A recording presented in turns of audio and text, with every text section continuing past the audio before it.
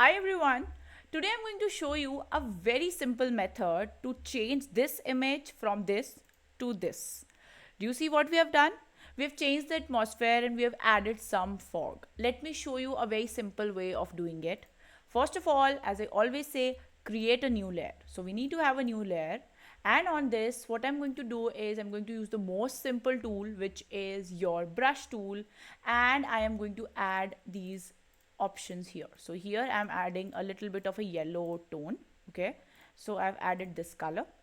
Don't worry, this is not the final look. I am going to go to blending option, either lighten or screen, whichever one suits you, right? And I'm going to add some opacity on it. Yeah, something like this. Now the final step is you go to the blur gallery and you go to the Gaussian blur.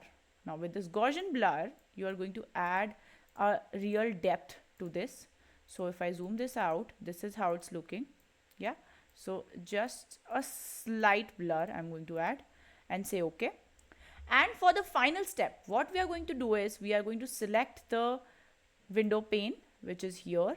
Now why am I selecting this is because what I see right now is that the fog has gone everywhere and it does not look realistic because it should not be on the window frames. It should not be on the other areas rather than just being outside the room. It should not be inside.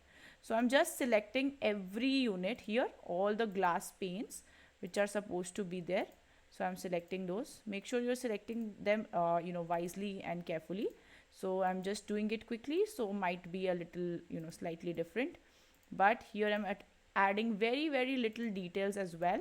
So select all of these, and what you're going to do is for the next step, because we have selected just the window panes, that's where I need my fog, right?